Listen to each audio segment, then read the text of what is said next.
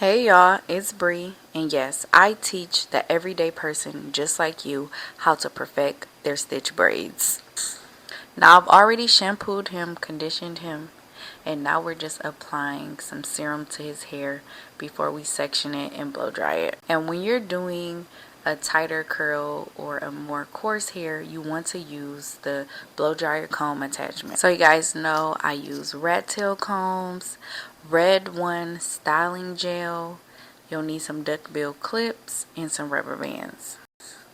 So I applied a little bit of product down the part, and I am just cleaning up his part down the middle.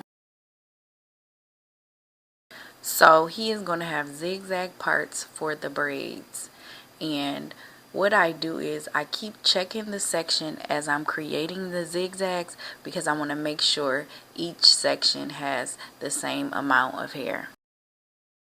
Just create your zigzags going all the way to the back, constantly checking each section, and then that's when you take your product and go along the part and begin cleaning it up.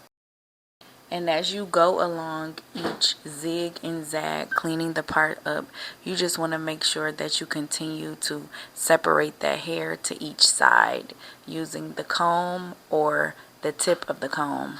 So now I'm going to apply product to both sides of the section for that braid, and then I am going to slice that section down the middle and apply product down the middle as well. Now I'm going to comb that product through and begin braiding. So I braid that initial slice of hair a few times before I start adding my stitches. So when I do my stitch braids, I like to act like there's an invisible line down the middle of that section of hair. So when I'm creating my stitches on each side of the braid, I'm only going halfway. So this becomes a repetitive motion. Whatever you're doing on one side, you're literally doing on the other side. So it's somewhat like a 1-2 dance. So you're slicing a stitch on one side, you're braiding. You slice the stitch on the other side, you're braiding. So you're constantly doing that back and forth. And guys, remember, it's not a race. It's about quality over quantity. So take your time and perfect your craft. So once I complete my braids, I like to apply mousse, and I always sit my clients under the dryer.